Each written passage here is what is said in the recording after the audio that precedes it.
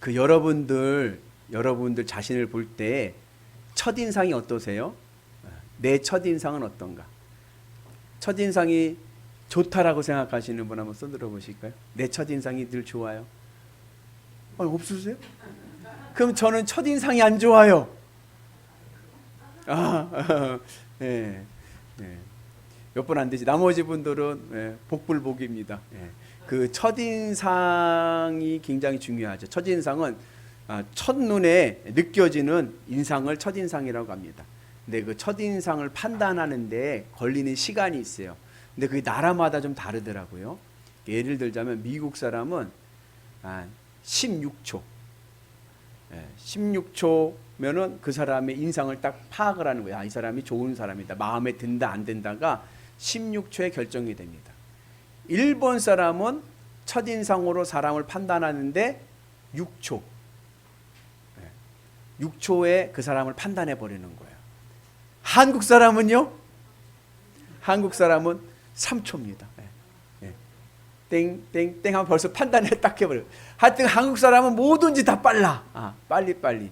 제가 얼마 전에 그래서 보니까 외국 택시 기사들이 중국인가 일본인가 한국인을 구별하는 방법을 올린 글이 있더라고요. 그래서 제가 그걸 봤습니다. 중국 사람하고 일본 사람하고 우리나라 사람은 말을 안 하면 거의 비슷비슷하잖아요. 근데 행동을 보면은 택시 부를 때 행동을 보면은 안 되는 거예요. 그 이제 예를 들자면 이제 중국 사람이 우리 이제 우리 교회 앞에서 이제 요즘 이제 핸드폰으로 어플을 통해서 택시를 부르잖아요. 택시를 어플을 통해서 택시를 불렀어요. 그러면 이제 정해진 시간에 이제 도착 시간 예정 시간이 나오거든요. 그럼 그 시간에 택시가 도착했습니다. 그런데도 안 나와 있어요. 중국 사람은 만만디입니다. 천천히. 그리고 택시기사가 도착을 해가지고 전화를 해야 돼. 택시가 왔습니다. 그러면 그제서야 어슬렁 한 5분 이상 기다려야 나온다는 거예요. 중국 사람들의 택시 부르는 방법입니다. 택시기사 왔는데 없으면 이거 중국인이 불렀구나 안 돼요. 일본 사람은 어떠냐? 일본 사람은 목적한 정확한 이제 예상 시간에 딱 나와 있대요.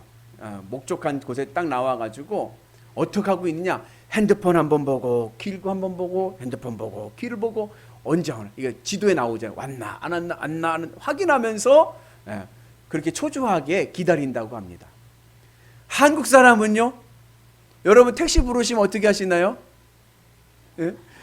택시 부르는 한국 사람들은 시간에 나와 있어. 나와 있는데 그 자리에 있지를 않아. 목적한 자리에 있어도 그래 아니라 맞죠? 그 앞에 나와 있어. 슬슬 택시가 오는 방향으로 슬슬 나가. 앞으로 나가다 택시가 오면은 나 여기 있어요.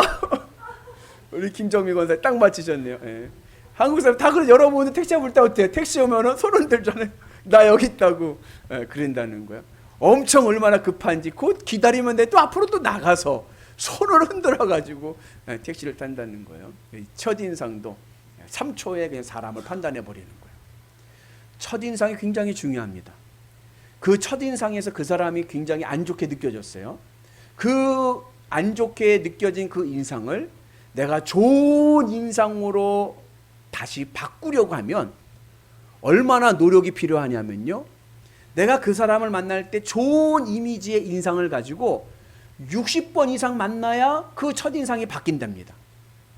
그러니까 첫인상이 바뀌기가 굉장히 어려운 거예요. 그래서 이 첫인상을 갖기 위해서 요즘 젊은이들이 노력을 많이 하죠. 성형수술까지 하지 않습니까? 이제 첫인상을 할 때 판단하는 기준이 제일 큰 게 뭐냐? 한 55%의 사람들이 뭘 보고 첫인상을 판단합니까? 했더니 외모. 좀 단정해야 돼요. 외모가.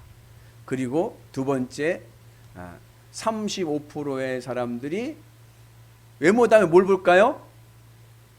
목소리. 목소리가 좋아야 돼요. 특별히 이제 목사들은 이제 제가 이렇게 보면은 성도님들이 뭘 보고 목사님을 판단할 때가 많냐면 목소리. 목사님 목소리가 참 좋아요. 그러면은 우선은 이제 한 90%는 먹고 들어가는 거예요. 그리고 그 다음에 한 7%는 무엇을 가지고 첫인상을 판단하냐면은 말의 내용, 말을 얼마나 이렇게 잘 하느냐, 착하게 좋게 얘기하느냐. 이 말씨를 통해서 이제 그 사람의 첫인상이 판단된다고 합니다. 그 다음에 이제 기타 등등이 한 3% 정도 돼요. 그래서 이 외모가 55%를 차지하니까 젊은 사람들이 이제 좋은 인상이, 첫인상 굉장히 중요하기 때문에 이제 취업을 한 면접을 해야 되지 않습니까? 그 인상을 좋게 하기 위해서 이제 성형수술까지 이제 하고 그러죠. 우리나라 최고의 기업 삼성그룹 창업주인 이병철 회장께서 살아계실 때는 최종 면접, 그룹의 최종 면접을 할 때는 회장이 나와서 직접 면접을 했는데 옆에 면접관들이 그 대기업 삼성의 임원들이 아니라 관상쟁이들을 앉혔습니다.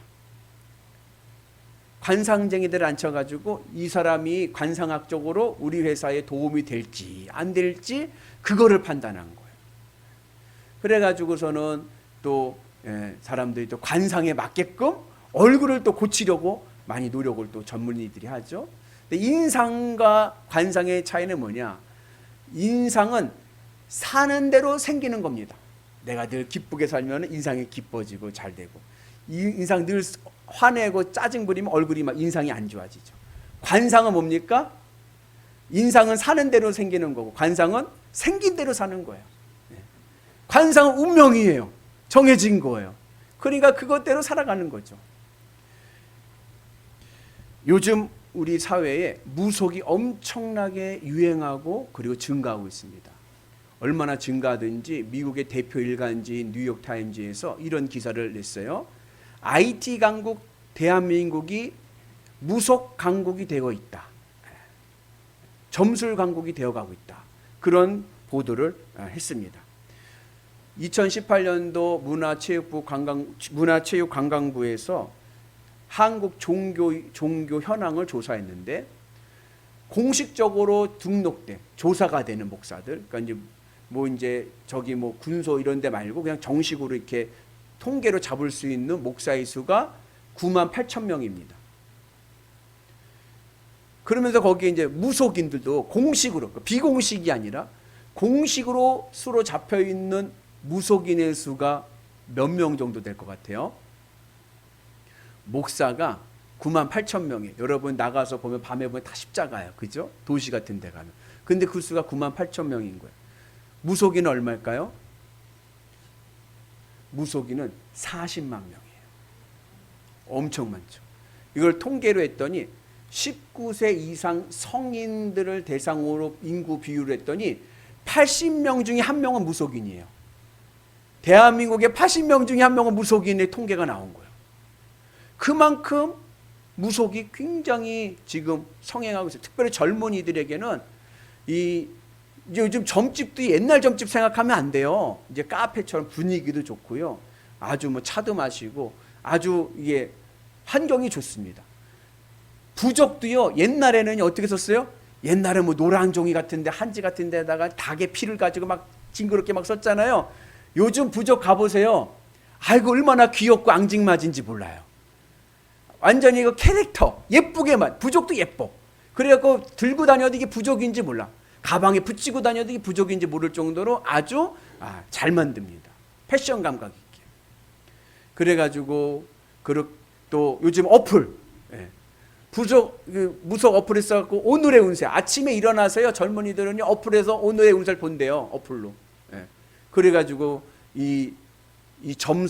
무속신앙, 무속의 젊은이들과 한국 사회에 급속히 퍼져가고 있다라고 이야기를 합니다.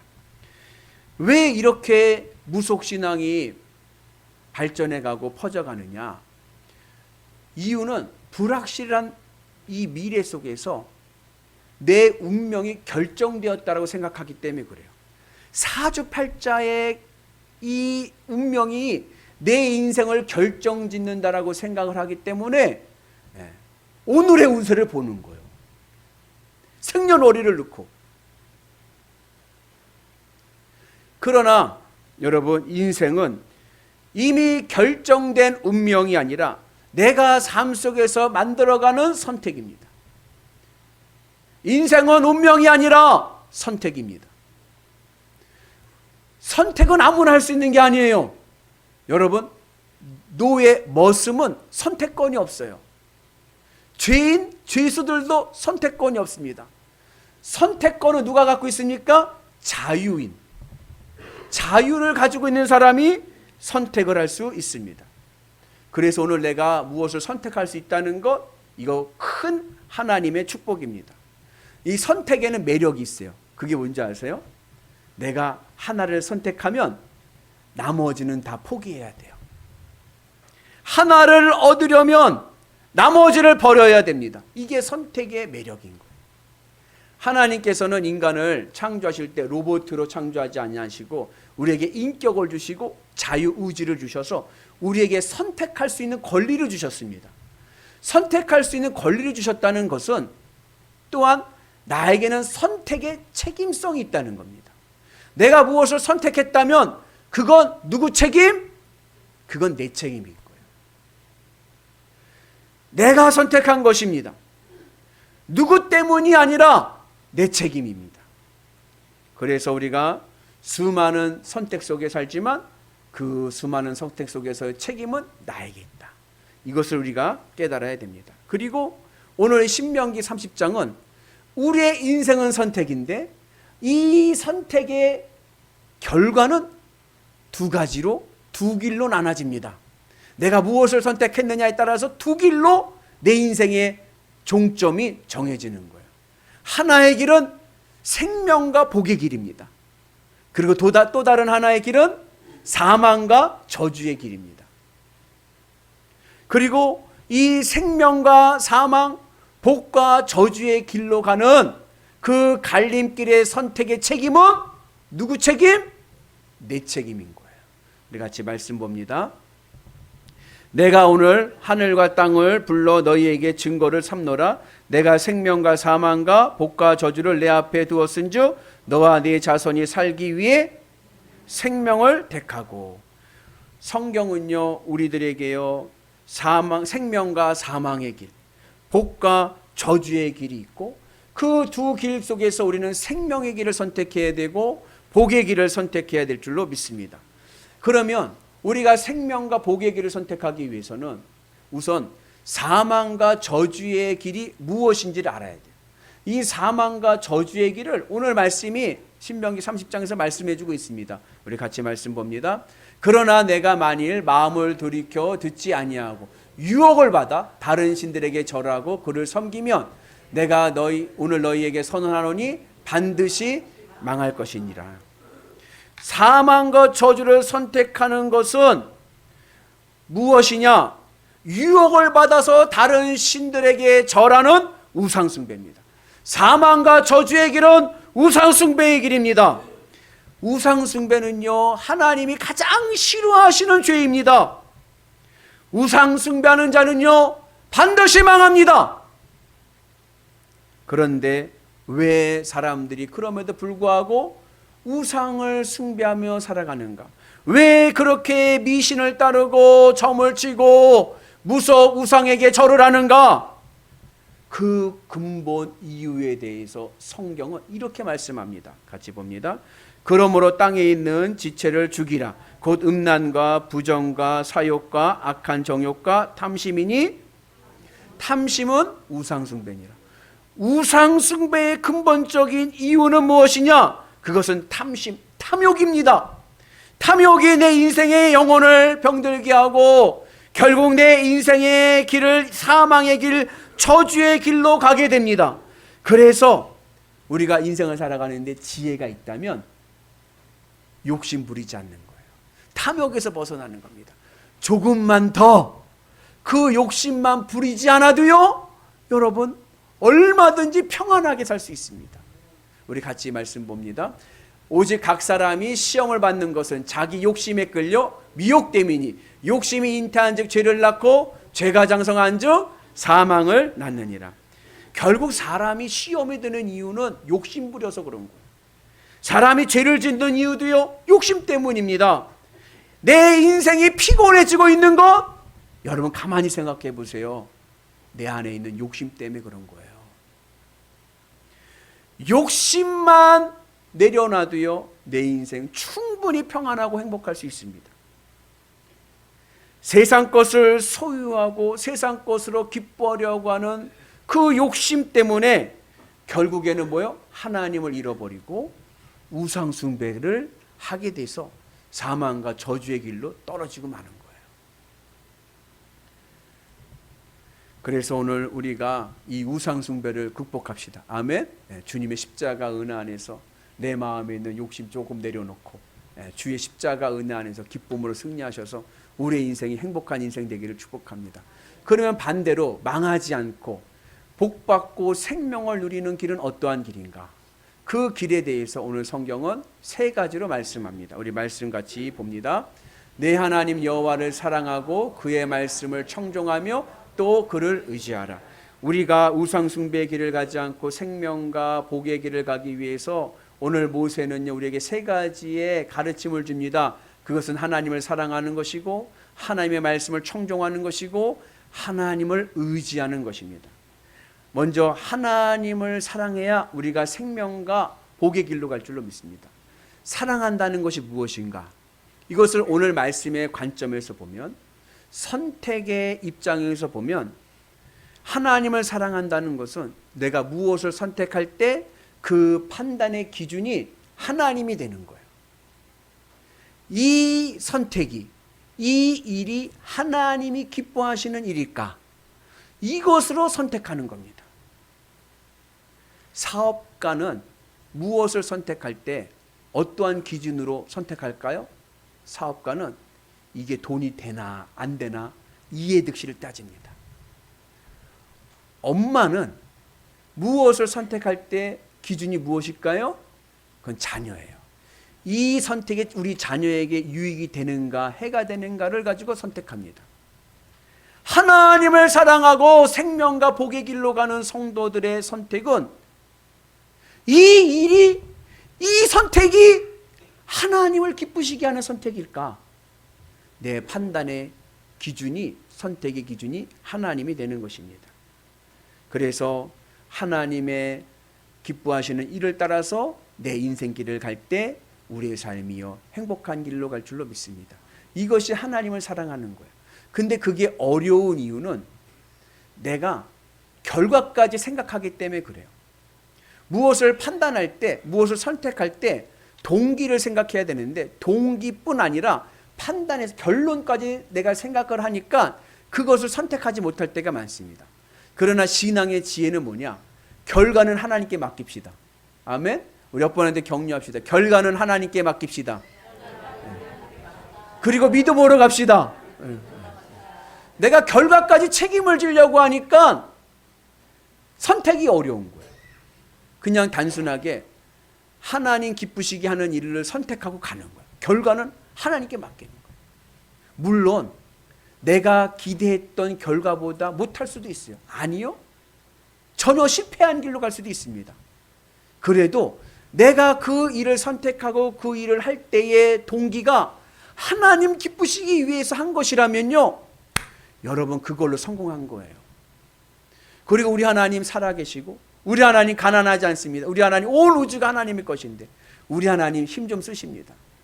결국 내 모든 인생의 모든 것을 하나님께서 이끄셔서 합력하여 선을 이루어 우리의 인생 행복하고 복된 인생으로 인도하실 줄로 믿습니다. 우리 같이 말씀 봅니다. 우리가 알거니와 하나님을 사랑하는 자 곧 그의 뜻대로 부르심을 입은 자들에게는 모든 것이 합력하여 선을 이루니라. 내가 동기가 선하다면, 내가 이 일을 선택한 것이 하나님을 위해서 한 것이라고 하면 결과는 하나님께 맡기고 믿음으로 갑시다. 그러면 하나님의 선하신 뜻이 내 삶을 생명과 복의 길로 인도하실 줄로 믿습니다. 그래서 우리가 주님의 은혜 안에서 하나님을 사랑하고 하나님의 기쁨 안에 살아가기를 주의 이름으로 축복합니다. 그리고 두 번째, 우리가 생명과 복의 길로 가는 비결은 뭐냐면 하나님의 말씀을 청종하는 겁니다. 하나님의 말씀을 청종한다는 것은 뭐냐면 그냥 귀로 듣고 흘린다는 게 아니라 그 들은 말씀을 내 가슴에 새기고 그 말씀을 내 삶에서 실천하는 거예요. 여러분, 하나님의 말씀을 실천하는 게 쉽습니까? 쉽습니까? 목사님, 글쎄 쉽다라고 말하기는 어려울 것 같은데요. 근데 어려운 건 아니야. 하나님의 말씀 지키는 게 어려운 건 아니야. 모세가 말씀했어. 오늘 30장에서 같이 봅니다. 내가 오늘 내게 명령한 이 명령은 내게 어려운 것도 아니요 먼 것도 아니라. 그렇잖아. 야, 하나님 말씀 지키는 거 어려운 거 아니야. 모세가 말씀하고 있는. 근데 왜 어렵게 느껴지고 힘들게 느껴지는가? 이유는 내가 하나님하고 친하지 않아서 그래요. 내 마음이 하나님과 멀기 때문에 그렇습니다. 여러분 하나님과 친하십니까? 그 친한 정도가 내가 하나님 말씀을 따를 수 있는 정도예요. 여러분 생판 모르는 사람이요 동뭉탱이 갖다 주고 부탁을 하면요 그 부탁 들어줍니다. 안 되는 일도요 동뭉탱이 하나 탁 주고 주머니에 탁 찔러주면요 안 되는 일이 되는 거예요. 왜요? 돈하고 친하니까. 돈하고 친하니까 돈이 부탁하면요 다 들어주는 거예요. 여러분 그렇게 돈 주면서 부탁하는 내용들이요 쉬워요 어려워요? 어려운 일들이에요. 잘못하다 내 모가지가 날아가요. 그런데도 어때요? 그런데도 들어줘요. 왜요? 돈하고 친하니까. 돈하고 친하니까는 내 모가지가 날아가는 일인데도 해. 내가 하나님과 친하다면 오른뺨을 때리면 왼뺨을 댈 수도 있고 원수를 사랑할 수도 있고. 할렐루야. 네. 친구는 가깝게. 한번 따라서 친구는 가깝게. 원수는 어떻게? 더 가깝게. 할렐루야. 네. 어떻게 그 일이 되느냐? 하나님과 내가 친해지면 되는 거예요. 내가 하나님 마음에 탁 붙어서 친해지면은 우리 하나님의 말씀 지킬 수가 있는 거예요. 세상 사람들도 자기 목이 날아가는데도 돈하고 친하니까 해주잖아요. 우리가 말씀의 은혜로 승리하셔서 우리가 복음의 길을 가는 은혜가 있기를 주의 이름으로 축복합니다. 우리 같이 14절의 말씀인데 같이 있습니다. 오직 그 말씀이 내게 매우 가까워서 내 입에 있으며 내 마음에 있은즉 내가 이를 행할 수 있느니라. 말씀 지키는 거 어렵잖아요. 내 마음이 하나님과 가까우면 내 입에 내 마음에 하나님의 말씀이 있고요. 그리고 내 삶 속에 하나님의 말씀이 실천될 줄로 믿습니다. 그럴 때 내 삶이요 생명과 복의 길로 가는 은혜가 있게 될 줄로 믿습니다. 그리고 마지막 세 번째 우리가 하나님과 우리가 생명과 복의 길로 갈 수 있는 처방전이 무엇이냐? 그것은 하나님을 의지하는 것입니다. 우리 같이 읽습니다. 내 하나님 여호와를 사랑하고 그의 말씀을 청종하며 또 그를 의지하라. 왜 하나님 우리에게 원하시는 것 중에 하나가 뭐냐면요 하나님을 의지하는 거예요. 하나님을 의지하는 것을 하나님 굉장히 원하십니다. 얼마나 원하시느냐면 사도 바울이 이런 말을 해요. 우리 같이 봅니다. 우리는 우리 자신이 사형성으로 받은 줄 알았으니 이는 우리로 자기를 의지하지 말고 오직 죽은 자를 다시 살리시는 하나님만 의지하게 하심이라. 무슨 얘기냐면요 사도 바울이 많은 고난을 당했어요. 그러면서 깨달은 게 있어요. 내 인생에 왜 이런 고난이 오는가? 이유는 나를 의지하지 말고 하나님을 의지해라. 하나님을 의지하게 하기 위해서 하나님께서 우리에게 고난을 주신다라고 이야기하는 거예요. 그 말뜻은 하나님은 하나님을 의지하는 것을 기뻐하십니다. 우리 남자분들 우리 죄송합니다. 우리 최동혁 집사님 성경 봉독하셨으니까 최동혁 집사님 고명희 성도님이 옆에서 팔짱을 딱 끼면 어때요? 기분이 제일로 좋죠. 그죠? 네. 남자는요 여자가 의지할 때 든든하고요 책임감을 느끼고요 기분이 최고로 좋아요. 오늘 고명희 성도님 아셨죠? 예배 끝나고 팔짱을 딱 끼시는 거예요. 떨어지지 마시고 껌딱지가 돼서. 그게 제일로 행복한 거예요. 하나님이 제일 좋아하시는 게 뭐냐? 우리가 하나님 껌딱지가 돼갖고 딱 달라붙는 거예요. 그 하나님을 의지하고 살아가게 되면요 우리의 삶이 늘 행복하고 복된 길로 될 줄로 믿습니다. 그래서 우리가 하나님 은혜에서 어떻게 우리가 하나님께 딱 달라붙어서 하나님 의지할 수 있는가? 그러기 위해서는요 내 마음의 창문을 다 닫아야 돼요. 세상에서 들어오는 내 마음의 창문을 닫아야 내 삶이 복되고 하나님을 의지할 수가 있습니다. 비유로 들자면 이런 거예요. 내 인생에 집이 있습니다. 내 인생의 집을 내가 아름답게 졌어요. 그리고 거기에 하나님의 축복의 보일러를 설치했습니다. 그러면 내 인생의 집에 하나님의 축복의 보일러가 설치되어 있으면 보일러만 틀면 어떻게 돼요? 하나님의 복이 펄펄펄 끌어올리니까 우리 집은 따뜻하겠죠. 겨울이 되었습니다. 여기 영하 20도까지 내리는 지역이에요. 그런데 하나님의 따뜻한 인생의 시련이 오고 인생의 환란이 오고 인생의 차가운 바람이 불어올 때에 이 집이 따뜻하게 하나님의 복으로 보호받으려면 어떻게 해야 되죠? 창문을 다 닫아야 돼요. 문을 꽝꽝 틈새 없이 다 막아야 됩니다. 그러지 않고 창문을 다 열고 대문을 다 열어버리면 어떻게 되죠? 아무리 보일러를 돌려도 집은 영하 20도 찬바람이 부는 집이 되고 마는 거예요. 아무리 내가 인생의 아름다운 집을 짓고 아무리 내 삶에 하나님의 축복의 보일러가 돌아가도 내 마음의 창문이 세상을 향해 열려 있으면 내 인생은 항상 춥고 배고프고 힘든 인생길이 되는 거예요. 오늘 이 신앙이 우리 새벽 예배 때 요즘에 같이 은혜 나누는 느헤미야의 신앙에서 보면 예루살렘 성벽 재건의 신앙이에요. 느헤미야가 포로기에 이스라엘 백성들이 와서 한 것이 예루살렘 성벽을 재건하는 거예요. 왜 성벽을 재건합니까? 세상 기운이 하나님의 도성 예루살렘에 들어오지 못하게 하기 위해서, 세상 풍조가 하나님의 도성 안에 들어오지 못하기 위해서 성벽을 쌓습니다. 그리고 또 하나, 이 하나님의 성 안에 있는 이 이스라엘 백성들의 마음이 세상을 향해 나가지 않고 하나님께 집중하기 위해서 성벽을 쌓습니다. 오늘 우리가 하나님의 생명과 하나님의 복을 누리기를 원한다면 오늘 내 마음의 창문을 닫아야 됩니다. 세상을 향한 내 마음의 창문이 틈새가 있다면 오늘 닫읍시다. 그리고 하나님의 껌딱지가 돼서 하는 게 딱 달라붙어 있으면 하나님께서요, 요것 봐라, 여기에 팔짱을 꼈네, 아이고 예뻐라 하면서 하나님의 생명과 복에 은혜가 넘쳐날 줄로 믿습니다. 여호와는 나의 목자시니 내게 부족함이 없으리로다. 내가 사망의 음침한 골짜기를 다닐지라도 해를 두려워하지 아니할 것은 주께서 나와 함께 하심이라. 주의 지팡이와 막대기가 나를 안위하시나이다. 내가 주님 앞에 딱 붙어 있으면요, 하나님의 지팡이와 막대기가 내 인생을 안전하게 하실 줄로 믿습니다. 그렇게 가는 인생의 길에 생명이 있고 복이 있고 형통함이 있고 축복이 임할 줄로 믿습니다. 그 은혜가 오늘 우리 가운데 임하기를 주의 이름으로 축복합니다. 우리 옆분한테 격려합시다. 주님께 꽉 달라붙으십시다. 아멘. 여러분, 주님께 이번 주부터 딱 달라붙어가지고 믿음으로 승리하기를 축복합니다. 하나님께서요, 이 신명기는요, 모세의 설교예요.